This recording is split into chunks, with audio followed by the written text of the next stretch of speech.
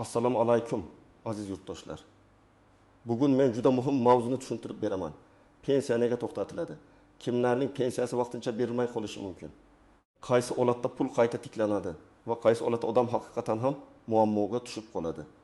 Bu ma'lumot har bir pensionerga, pensioner ota-onasi bor farzandlarga, nogironlik pensiyasi oluvchilarga, boquvchisini yo'qotganlik nafaqasi oluvchilarga va chet elga chiqib kirib yoradigan fuqarolarga tegishli.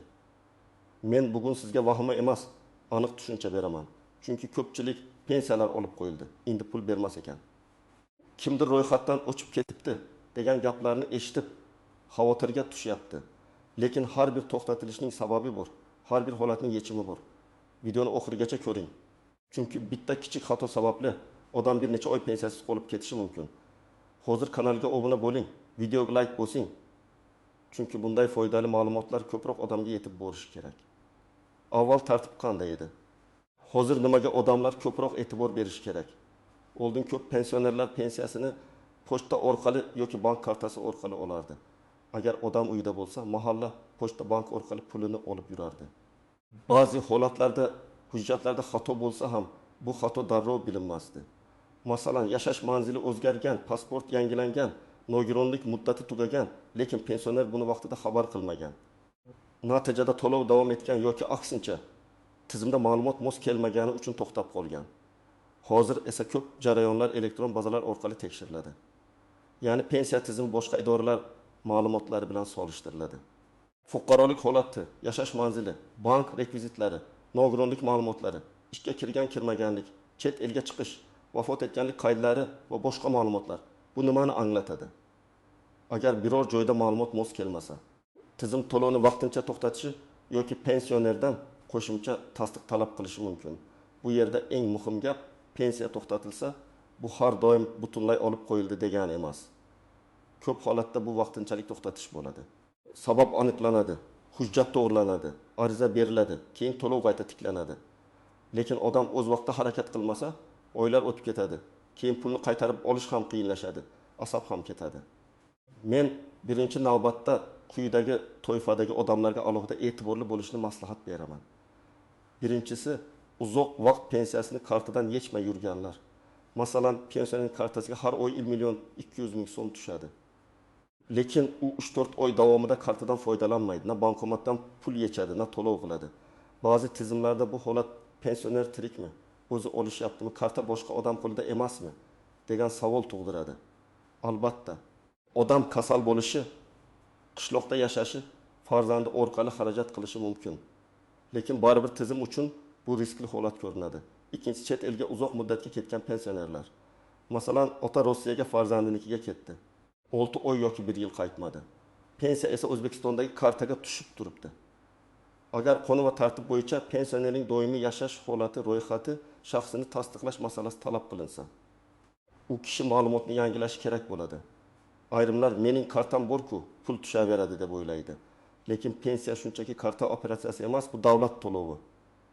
Davlat to'lovi uchun shaxsning huquqiy holati, hujjati doim mos bo'lishi kerak. Uchinchisi, nogironlik pensiyasi yoki nafaqasi oluvchilar. Bu yerda eng ko'p uchraydigan muammo. Nogironlik muddati tugagan, lekin odam qayta ko'rikdan o'tmagan.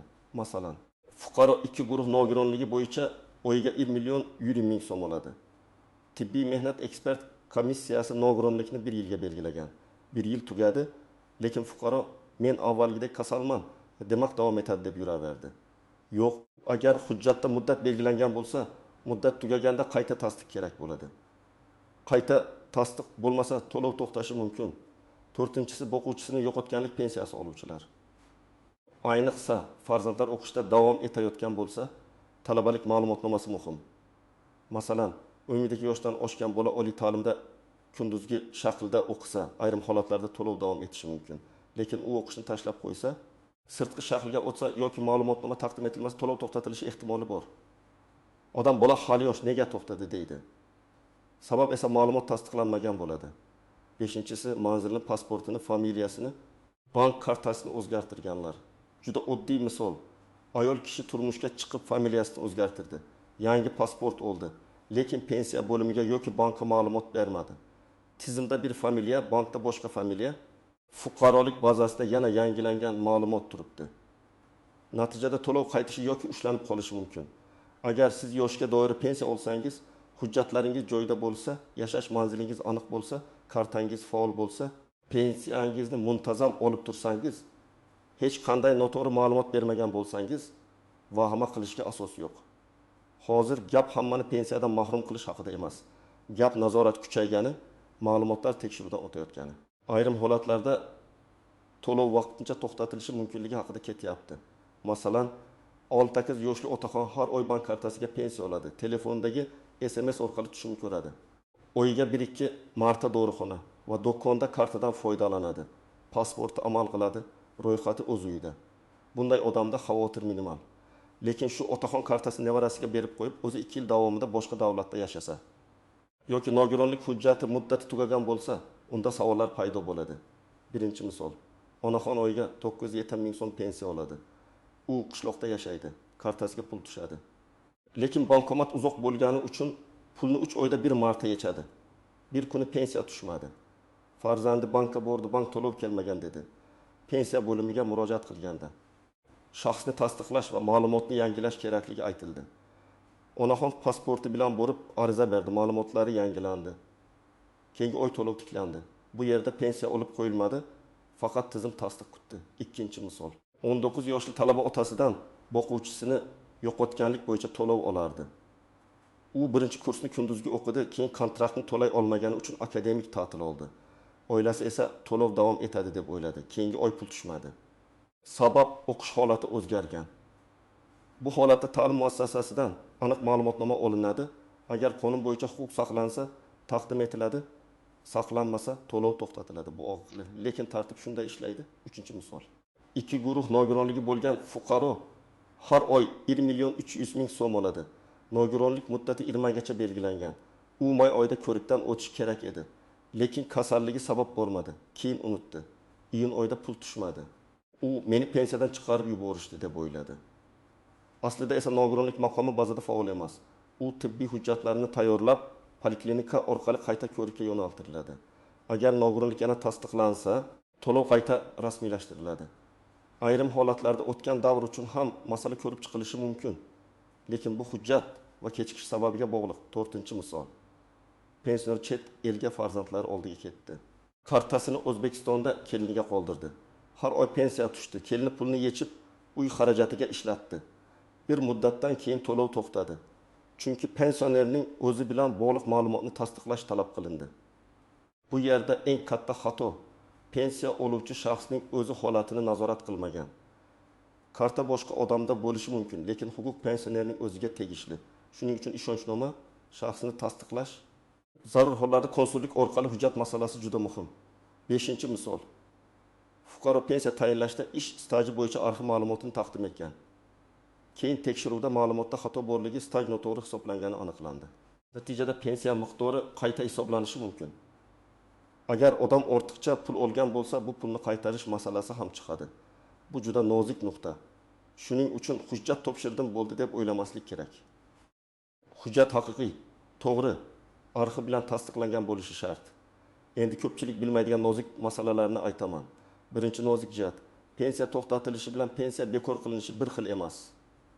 To'xtatilish vaqtinchalik bo'lishi mumkin. Bekor qilish esa huquq yo'qolganini anglatadi. Masalan, nogironlik muddati tugasa, to'lov to'xtaydi. Qayta nogironlik tasdiqlansa, tiklanadi. Lekin odam soxta hujjat asosida pensiya olgani aniqlansa, bu boshqa masala, unda huquq qayta ko'rib chiqiladi. Ikkinchi nozik jihat, ortiqcha to'langan pensiya qaytarilishi mumkin. Masalan, odam vafot etgan, lekin qarindoshlari bir necha oy kartadan pul yechgan. Bu juda xavfli holat. Chunki vafot etgan shaxs nomiga tushgan pulni olish noqonuniy hisoblanishi mumkin.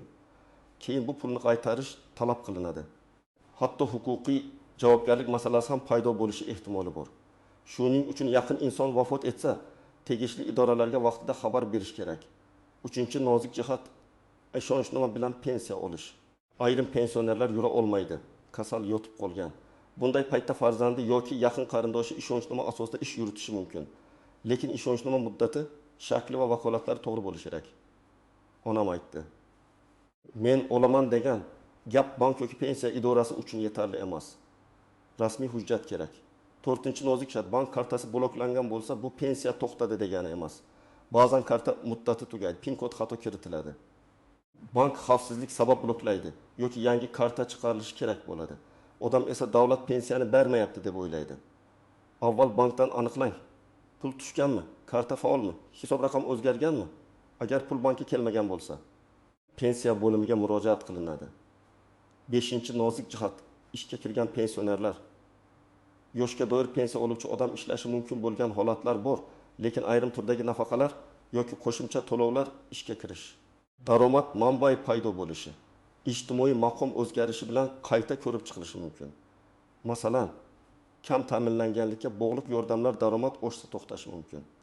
Odam buni pensiya bilan aralashtirib yuboradi. Shuning uchun qaysi to'lov pensiya, qaysi biri nafaqa, qaysi biri moddiy yordam ekanini ajratish kerak. 6-nozik jihat, yashash manzili o'zgarganda ish o'z-o'zidan hal bo'lmaydi. Bir viloyatdan boshqa viloyatga ko'chgan pensioner yangi joyda ro'yxatdan o'tadi. Lekin pensiya ish ham to'g'ri ko'chirilishi kerak. Aks holda eski hudud bu odam bizda yashamaydi deydi. Yangi hudud esa pensioning ish kelmagan deydi. Natijada odam o'rtada qoladi. Ko'chishdan oldin va keyin pensiya jamg'armasi bo'limi bilan aloqani uzmaslik kerak. Endi eng muhim qism nima qilish kerak? Men sizga aniq tartibni aytaman. Birinchi qadam pensiya tushmaganini aniqlasangiz, darrov vahima qilmang.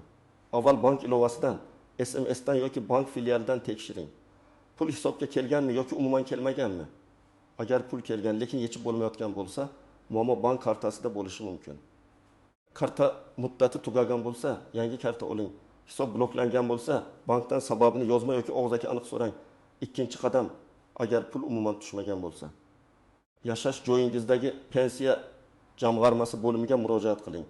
O'zingiz bora olsangiz, pasport yoki ID karta bilan boring. Bora olmasangiz, ishonchli vakil orqali murojaat qiling, lekin vakilda ishonchnoma bo'lsin. Telefon orqali ham ma'lumot olishga harakat qiling, lekin ko'p hollarda shaxsiy ma'lumot bo'lgani uchun hujjat talab qilinadi. 3-qadam, hujjatlarni oldindan tayyorlang. Sizga odatda shaxsni tasdiqlovchi hujjat. Pensiya guvohnomasi bo'lsa, u bank karta yoki hisob raqami ma'lumoti, yashash manzili bo'yicha ma'lumot, kerak bo'lsa tibbiy xulosa, talabalar uchun o'qish joyidan ma'lumotnoma, ishonchnoma. Familiya o'zgargan bo'lsa, nikoh yoki boshqa tegishli hujjat kerak bo'lishi mumkin. Har bir holatda hujjat ro'yxati farq qiladi. Shuning uchun bo'limdan aniq so'rang. 4-qadam, murojaatni og'zaki qoldirib ketmang. Agar masala murakkab bo'lsa, yozma ariza bering. Arizada mening pensiya to'lovim falon oydan boshlab tushmayapti. To'xtatilish sababini tushuntirib berishingizni va qonuniy asos bo'lsa, qayta tiklash choralarini ko'rishingizni so'rayman deb yozish mumkin. Ariza qabul qilinganini tasdiqlovchi belgi, ro'yxat raqami yoki elektron tasdiqni olib qo'ying. Bu keyin sizga kerak bo'ladi. 5-qadam. Agar nogironlik bo'yicha to'lov bo'lsa, muddatni kuzating. Tibbiy ko'rik sanasini telefonga yozib qo'ying. Farzandingizga ham ayting. Muddat tugashidan oldin poliklinikaga boring, kerakli tekshiruvlardan o'ting, yo'llanmani oling. Bir kun kechiksangiz ham tizimda uzilish bo'lishi mumkin. Ayniqsa dori-darmon, davolanish xarajatlari pensiyaga bog'liq bo'lgan odamlar uchun bu juda muhim. 6-qadam. Chet elda bo'lsangiz, masalan, tashlab qo'ymang. O'zbekistondagi qarindoshingizga borib bilib kel deyish yetarli bo'lmasligi mumkin. Rasmiy ishonchnoma konsullik orqali tasdiqlash, shaxsni tasdiqlash tartibi talab qilinishi mumkin. Qaysi davlatda bo'lsangiz, O'zbekistonning konsullik muassasasi yoki rasmiy manbalar orqali ma'lumot oling. Eng yomon yo'l kartani byuroga berib hech narsadan xabar olmaslik. 7-qadam, agar pensiya noto'g'ri hisoblangan deb o'ylasangiz, qayta hisob kitobni so'rang. Masalan, ish stajingiz 32 yil bo'lsa-yu, tizimda 27 yil ko'rsatilgan bo'lishi mumkin. Arxiv ma'lumotlari, mehnat daftarchasi, ish joyidan ma'lumotnoma. Harbiy xizmat yoki boshqa davrlarni tasdiqlovchi hujjatlar kerak bo'ladi. Hujjat topilmasa, arxivga so'rov beriladi. Bu jarayon vaqt oladi, lekin natijada pensiya miqdori oshishi ham mumkin. 8-qadam. Byuroning gapiga ishonib qaror qilmang. Mahalladagi falonchi aytdi, internetda yozibdi, hammanikini kesishyapti ekan degan gaplar ko'p bo'ladi. Siz o'zingizning holatingizni tekshiring. Chunki ikki pensionerning vaziyati bir xil ko'rinishi mumkin, lekin hujjatlarda farq bo'ladi. Birida karta muammosi, boshqasida nogironlik muddati, uchinchisida manzil masalasi bo'lishi mumkin. 9-qadam. qarindoshlar uchun alohida maslahat. Agar uyingizda keksa ota-onangiz bo'lsa, ularning hujjatlarini bir papkaga solib qo'ying. Pasport nusxasi, pensiya ma'lumotlari, bank karta muddati, telefon raqami, shifokor hujjatlari, ishonchnoma zarur bo'lsa, uning muddati. Ko'p muammo hujjat yo'qligidan emas, hujjat qayerdaligini hech kim bilmasligidan kelib chiqadi. 10-qadam. Agar javobdan norozi bo'lsangiz, yuqori turuvchi idoraga yoki rasmiy qabulga murojaat qiling. Lekin buning uchun qo'lingizda avvalgi ariza nusxasi, javob hujjatlar bo'lsin.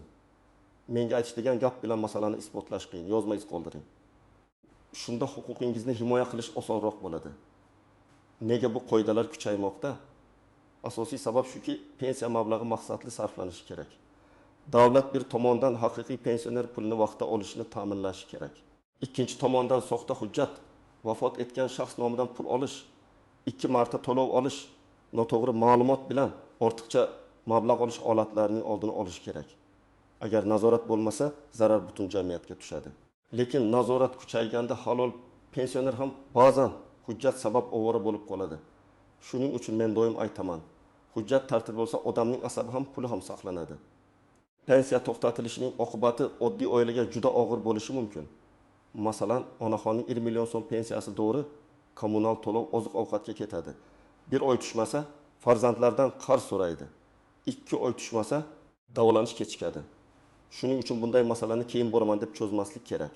Bugun aniqlasangiz, bugun harakat qiling. Demak, azizlar, pensiya to'xtatilishi har doim ham o'lib qo'yildi degani emas. Ko'pincha sabab hujjat. Bank kartasi, shaxsni tasdiqlash, nogironlik muddati, o'qish ma'lumotnomasi, yashash manzili yoki chet elda bo'lish bilan bog'liq bo'ladi. Kim hujjatini tartibga keltirsa, o'z vaqtida murojaat qilsa, yozma arza bersa, muammoni ancha tez hal qiladi. Kim beparvo bo'lsa, bir necha oy pensiyasi qolib ketishi mumkin. Sizdan iltimos, agar pensiyangiz tushmay qolgan bo'lsa yoki yaqinlaringizda shunday holat bo'lgan bo'lsa, kommentariyada yozing. Qaysi viloyat? Qanday sabab aytildi? Muammo hal bo'ldimi? Boshqa tomoshabinlar ham sizning tajribangizdan foyda oladi. Videoga like bosing, kanalga obuna bo'ling va bu videoni ota-onangizga, pensioner qarindoshlaringizga yuboring. Chunki bitta vaqtida ko'rilgan video kimningdir pensiyasini saqlab qolishi mumkin.